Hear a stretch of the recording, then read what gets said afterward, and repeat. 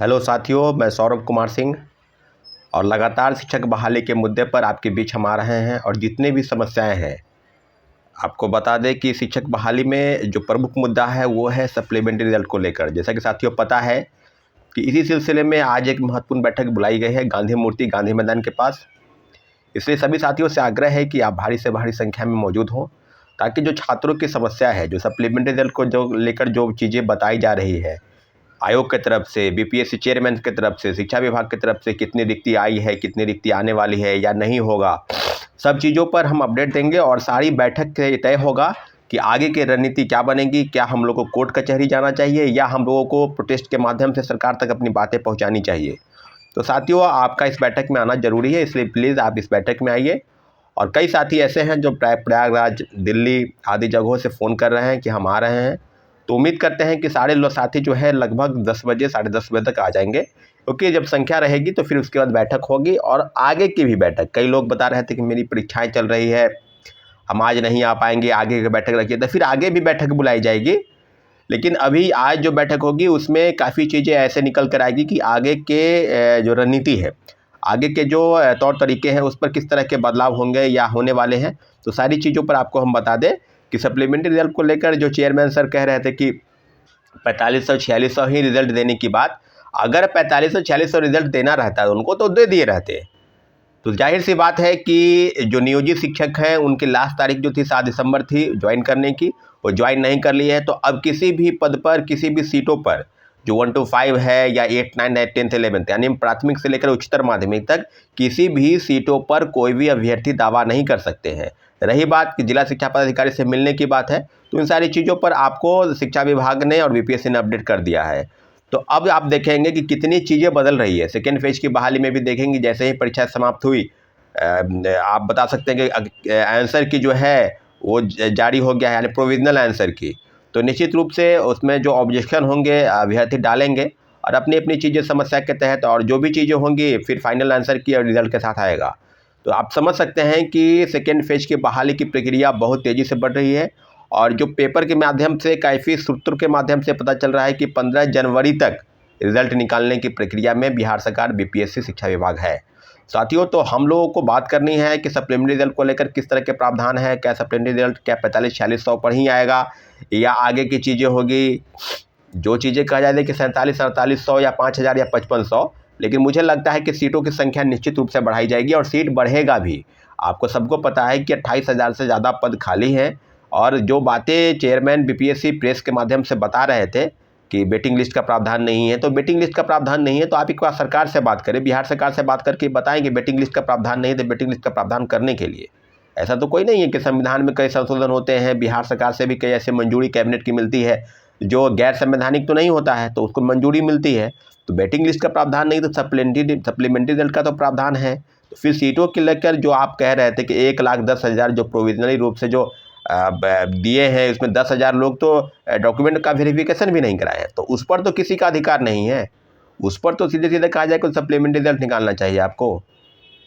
तो जो चीज़ें अभी प्रेस के माध्यम से या प्रकाशित होगी कि 4700-4800 रिजल्ट निकलेगा, या आपके मन में कई तरह के सवाल हैं, उस सारे सवालों का जवाब, और आपसे एक आग्रह करते हैं कि जो भी डॉक्यूमेंट है आप डॉक्यूमेंट लेकर आए, चाहे एडमिट कार्ड हो, आधार कार्ड हो, ओएमआर की कार्बन कॉपी जो है वो हो।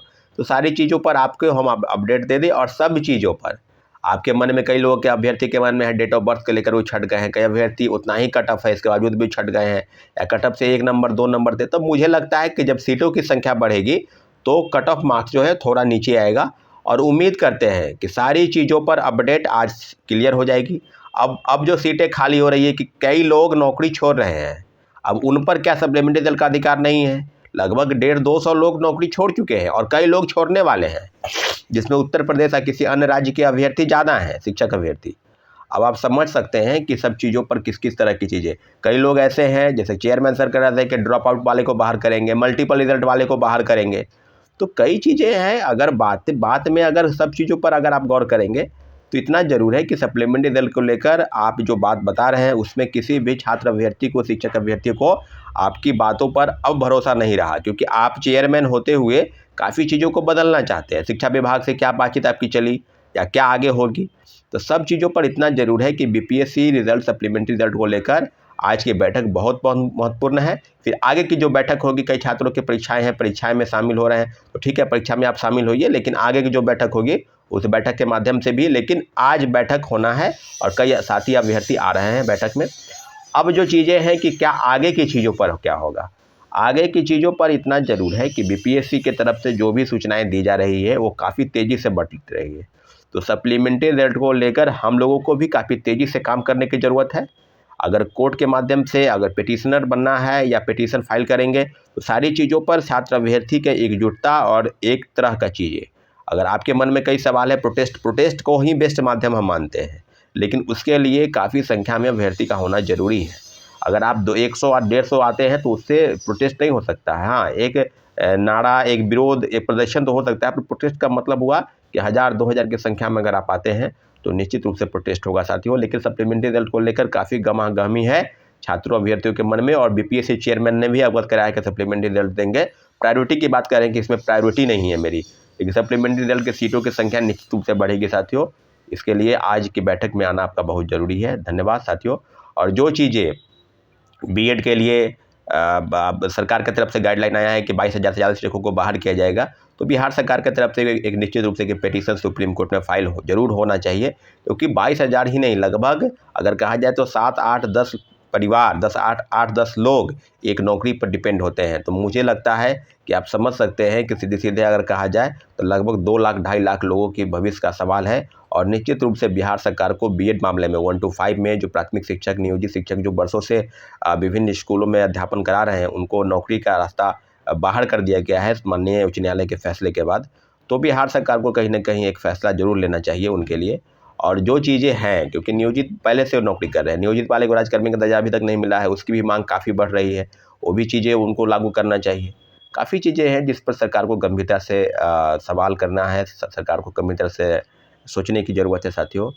फिर मिलेंगे। हमारे चैनल को अपने सब्सक्राइब नहीं करते, प्लीज़ सब्सक्राइब, लाइक, शेयर करें, ताकि आपकी बातों को हम तक पहुँचे और हमारी बात जो छात्रों की समस्या के है उसको आपको पहुँचाने का प्रयास करें साथियों। ठीक है, धन्यवाद, जय हिंद।